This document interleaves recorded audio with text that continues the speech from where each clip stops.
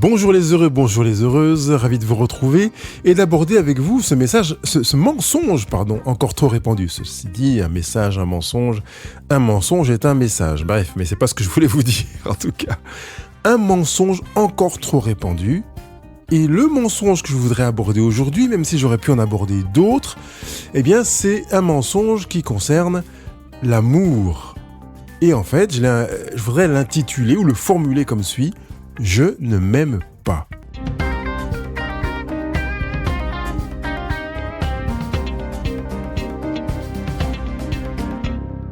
Je ne m'aime pas. C'est un mensonge encore trop répandu. Et si vous avez parfois l'impression de ne pas vous aimer, sachez que vous vous racontez des salades. Alors ça me fait penser à une expérience vécue avec une de mes voisines il y a quelques semaines. Alors que je l'écoutais comme ça sur le perron de sa porte et qu'elle partage des choses avec moi, je lui ai dit: mais quand est-ce que tu choisiras d'apprendre à t'aimer? Une des conséquences de cela, c'est que des larmes ont coulé. Elle s'est sentie touchée par cette question à laquelle elle essaie de ne pas répondre, de fuir, peut-être même ne sait pas vraiment répondre, et c'est le cas de bon nombre de personnes que j'accompagne qui ne savent même pas s'ils s'aiment. Quand je leur demande: est-ce que tu t'aimes? Voilà. Et si la difficulté à répondre par l'affirmative à cette question est difficile, vous comprenez que si je pose la question « est-ce que vous ne vous aimez pas ?», la réponse peut être aussi difficile. Il est arrivé que des personnes me disent « oui, moi je ne m'aime pas ». Mais c'est rare parce qu'on a besoin de réfléchir, de se poser la question. En fait, s'est-on déjà posé la question? Et le fait de ne pas se poser la question est complètement égal. Je ne dirais pas que pour vivre heureux, il n'est nécessaire de répondre aisément à la question « est-ce que je m'aime ou pas ?» et de répondre systématiquement par l'affirmative. Parce que ne pas se poser la question, parfois peut être bon signe, justement. Mais je ne m'arrêterai pas là-dessus. En tout cas, je voudrais d'abord commencer à poser une base qui me paraît incontournable et qui en même temps requiert une forme de capacité à la comprendre.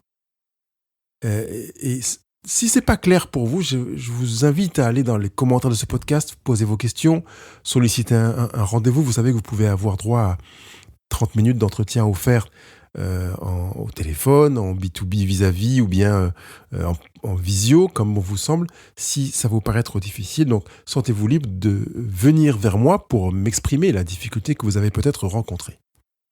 Le premier point que je veux affirmer et qui me paraît nécessaire, c'est que ce n'est pas parce que vous ne ressentez pas une chose qu'elle n'existe pas. En l'appliquant à l'amour de soi, ce n'est pas parce que vous ne ressentez pas d'amour pour vous que vous ne vous aimez pas. Quand je parle du verbe ressentir, je me fonde sur les émotions. Vous pouvez aimer un ami, votre chérie, et ressentir une charge émotionnelle quand vous êtes auprès de lui, auprès d'elle, qu'elle vous prend la main, qu'il vous touche, qu'il vous regarde, qu'il vous donne rendez-vous, etc. Donc vous avez des ressentis physiques et avec des ressentis mentaux qui correspondent à ce que vous avez défini comme étant de l'amour.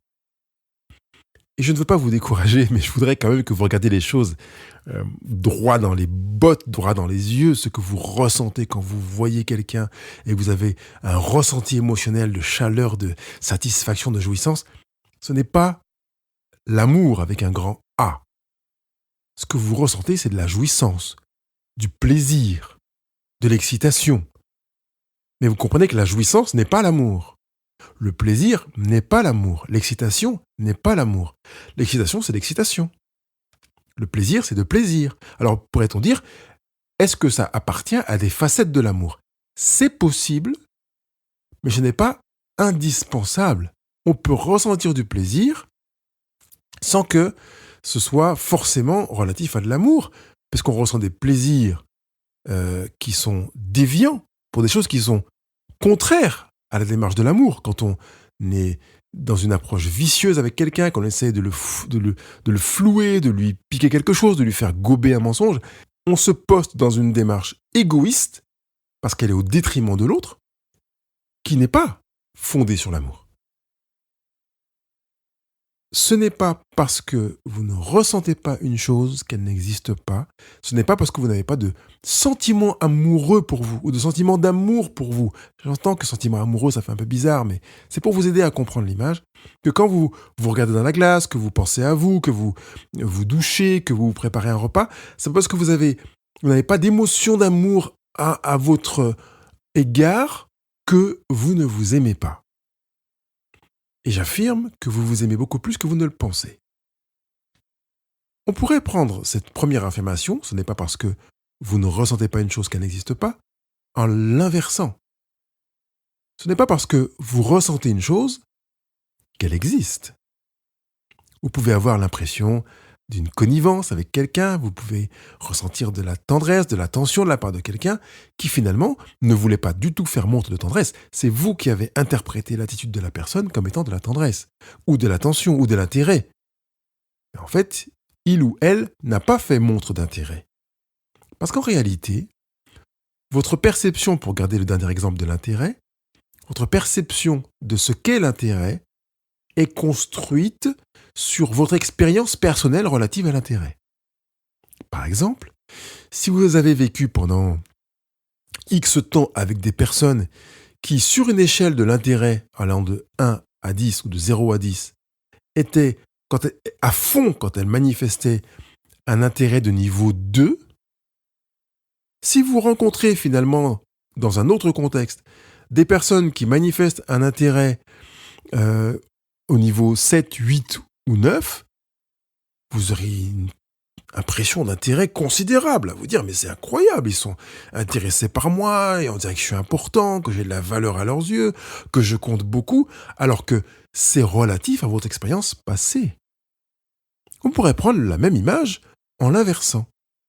Si vous avez fréquenté pendant 5, 10, 15 ans, pendant un temps déterminé, des personnes qui manifestaient de l'intérêt au niveau 7, 8, 9 ou 10, quand vous vous exprimiez, que vous déménagez ou que vous vous retrouvez dans une situation dans laquelle des personnes sont à fond dans une volonté de manifester de l'intérêt et qu'elles le manifestent au niveau 2 ou 3, vous aurez le sentiment de ne pas exister, de ne pas susciter d'intérêt, de ne rien valoir aux yeux de ces personnes qui font le plus gros effort du monde pour vous manifester de l'intérêt et qui s'avèrent être au niveau 2 ou 3 dans votre capacité à percevoir l'intérêt qui est manifesté.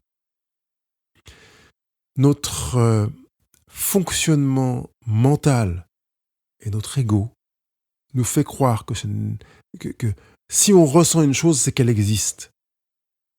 Or, ce n'est pas parce que vous ressentez une chose qu'elle existe. À ce stade, nous avons vu deux éléments importants. Ce n'est pas parce que vous ne ressentez pas une chose qu'elle n'existe pas, et ce n'est pas parce que vous ressentez une chose qu'elle existe. Vous comprenez que ça remet en question notre aptitude à la perception de ce que nous voyons, lisons, entendons. Quand je dis lisons, c'est dans les comportements des gens ou dans ce qu'ils ont écrit. Une personne vient me voir et me dit, voilà, mon collègue, il m'a envoyé un email, vous avez vu alors, il a l'email sous les yeux, hein, la personne que j'accompagne a l'email sous les yeux, et je lui dis, oui, dites-moi, qu'est-ce qu'il vous a écrit ? Il m'a écrit et il me lit l'extrait de l'email que la personne lui a envoyé. Et je lui pose la question alors, pourquoi vous sentez le besoin de partager cet email avec moi ? Ben vous vous rendez compte quand même, dans son écrit, il me dit que ceci, que cela, et que j'ai tel comportement, et qu'en fait j'exagère là, et que c'est inacceptable, que ce que vous en prenez, voilà.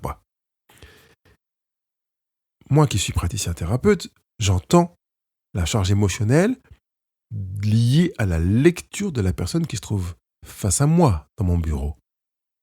Seulement, vous comprenez que si on prend le même email et que j'appelle ma voisine, mon frère ou mon boulanger et que je lui donne cet email, il aura une perception différente. Parce qu'en réalité, dans la lecture de l'email, la personne le lit avec ses pages d'histoire de la même manière que nous lisons et que nous donnons sens ou faisons exister des choses qui n'existent pas. Cette personne fait exister des choses qui n'existent pas dans cet email. Il lit des choses qui ne sont pas dites. Elle choisit d'interpréter la suite de mots présents dans cet email dans une direction déterminée parce qu'elle a une expérience personnelle dans son histoire avec son père, sa mère, son frère, son voisin, son patron et ses collègues qui l'a conduit à opter pour cette lecture-là. Elle n'est pas tenue de lire cet email dans cette direction-là. Ce n'est pas parce que cette personne ressent une chose, qu'elle existe. Ce podcast n'a pas pour mission de vous inciter à réinterroger l'amour des gens qui vous disent vous aimer. Seulement, il a pour mission de vous réinterroger sur votre manière d'envisager l'amour pour vous-même.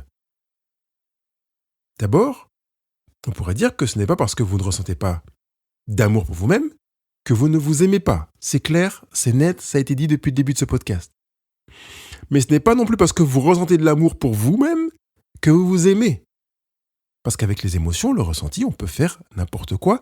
Et notre ego, ou plutôt notre préprogrammation qui se trouve être en résultat ego, va tout faire pour continuer à lire ce que nous avons expérimenté de la même manière, surtout ne rien changer de notre manière de lire les choses. Si pour vous, la lettre qui est présente là est une lettre A, vous la lirez comme telle. D'ailleurs, j'aime beaucoup l'expérience qui a été faite avec des personnes auxquelles on a remis un texte dans lequel on a rajouté ou enlevé des lettres à certains mots dans une phrase intelligible.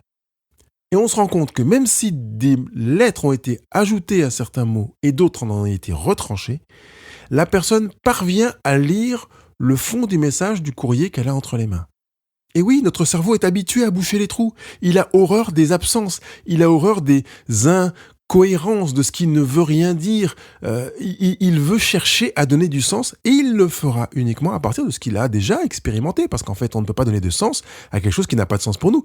Et ça n'a de sens pour nous que si on l'a déjà vécu, qu'on a déjà fait sens à une chose, à un événement, à une rencontre, à un geste, à une parole, à un paralangage, à un silence. Autrement, on se sent perdu. On se sent comme démuni, dépossédé. Et pourtant, j'aimerais que bien plus souvent, nous nous sentions dépossédés, démunis, sans y adosser de connotations négatives. Il y a des domaines dans lesquels vous ne connaissez rien et ça n'a rien de mal. Ça n'a rien de dévalorisant, ça n'a rien d'impactant en termes de valeur, d'estime de soi, de positionnement de soi, de place dans la société, de rôle ou de qualité d'être. Si vous arrivez dans un univers médical, culinaire, avec des chefs cuistots, ou même du monde de la menuiserie, de l'ébénisterie, vous pouvez ne rien y connaître, sans que cela impacte votre image, votre estime de vous-même, votre place dans la société. Être dans une situation dans laquelle on ne sait pas lire une chose n'est pas nécessairement sujette à impacter notre perception de nous-mêmes, notre estime de nous-mêmes, notre place, la place que nous donnons à notre nous-mêmes dans notre monde. Poursuivons avec une troisième vérité face à ce mensonge encore trop répandu. L'amour n'est pas une émotion. Depuis quelques décennies, nous avons décidé de mettre véritablement l'accent sur l'émotion. Parce que nous avons découvert un univers considérable qui avait été, on va dire, un peu banni, négligé, mis de côté pendant des millénaires. Je rappelle juste que pendant toute la période médiévale, donc le Moyen-Âge, il était mal vu de rire. On considérait que le rire était maléfique dans l'Église. Quand je dis l'Église, donc c'est l'Église catholique. Donc on a évité de manifester trop de joie, trop de rire, pour ne pas se retrouver catalogué comme étant quelqu'un qui fréquente les influences maléfiques. D'ailleurs, si vous allez à Reims, dans la ville de Reims, je vous encourage à aller voir l'ange au sourire, qui est sur le fronton de la cathédrale de Reims, parce qu'en réalité, on l'a appelé l'ange au sourire parce qu'il est exceptionnel qu'un ange sourit. On ne sourit pas quand on est un ange. On ne met pas de sourire dans les églises. Vous ne voyez pas de tableaux et de fresques dans les monuments, que ce soit des monuments très connus ou des monuments peu connus, dans lesquels vous avez un ange qui sourit. On ne sourit pas. On essayait de manifester une sorte de neutralité, parfois une légère esquisse de joie, mais légère, notamment quand on peint la résurrection du Christ, par exemple, mais on essaie de retenir cela. Le rire est l'exclamation qui dépasse le sourire. Donc, comprenez que le sourire, c'est ce qui est sous le rire, ce qui précède le rire. Le sourire était déjà le maximum acceptable. pendant toute cette période du Moyen Âge. Aujourd'hui, on est à l'aise avec le fait de sourire et de rire, mais le domaine des émotions était vraiment refoulé.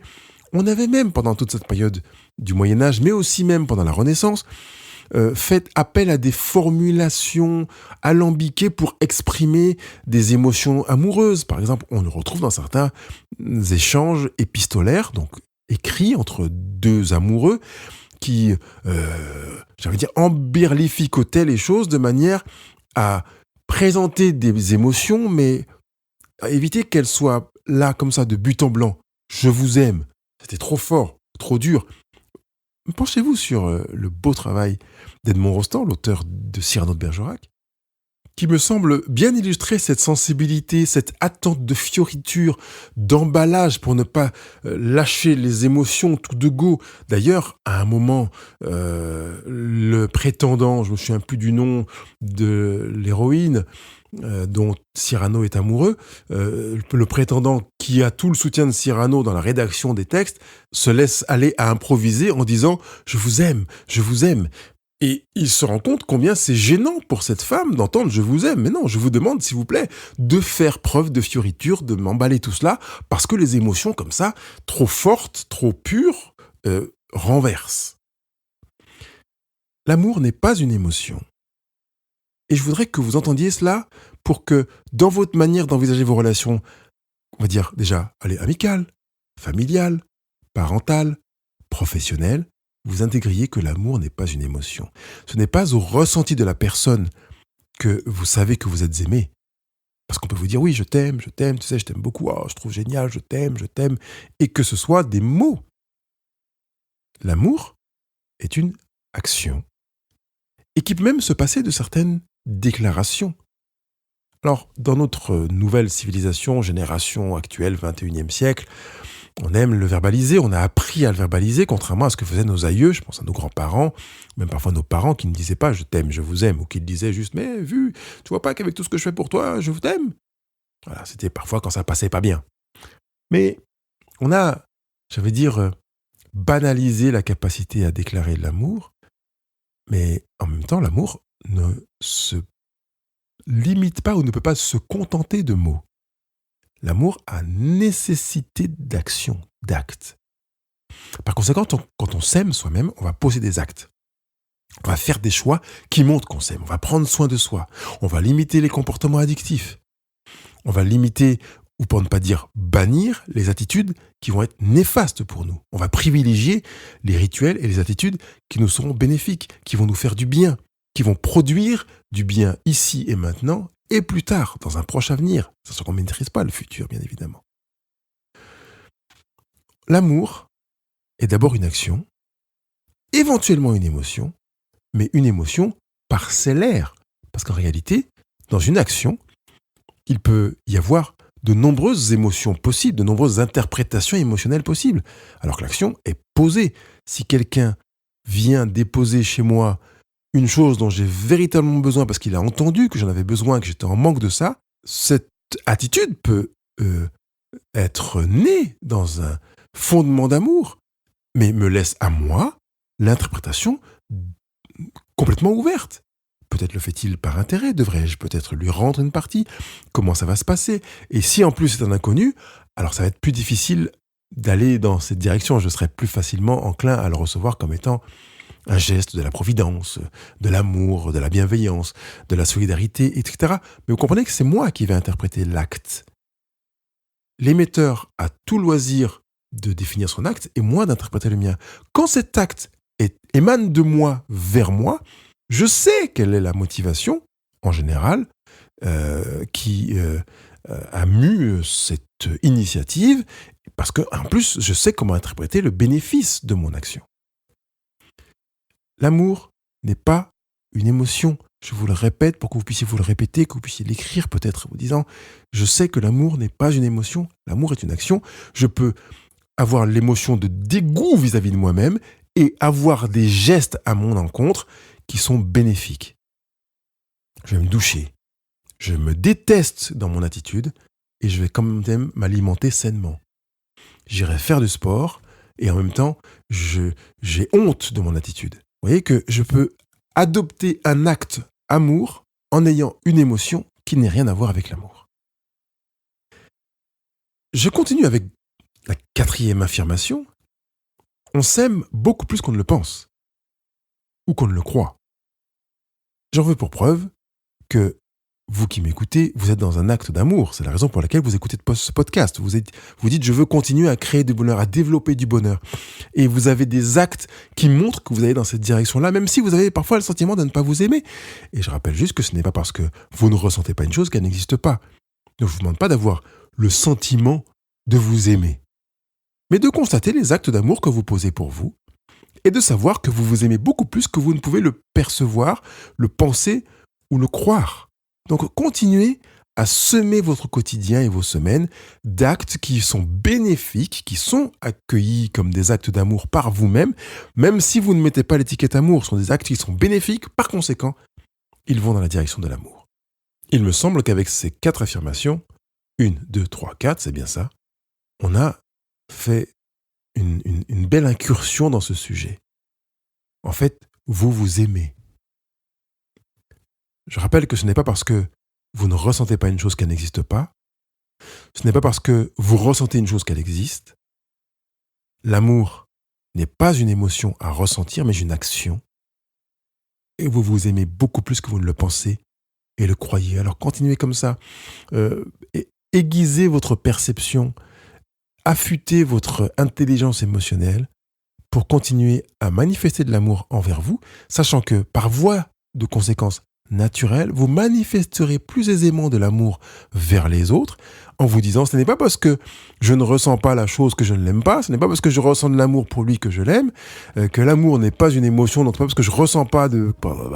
Mon action montre que je l'aime et je sais l'aimer beaucoup plus que je ne le pense ou le crois. Et vous vous rendrez compte que ça va vous changer votre quotidien. Continuez à semer de l'amour dans vos actions. Continuez à semer de l'amour même si vous ne le ressentez pas. Continuez à semer de l'amour.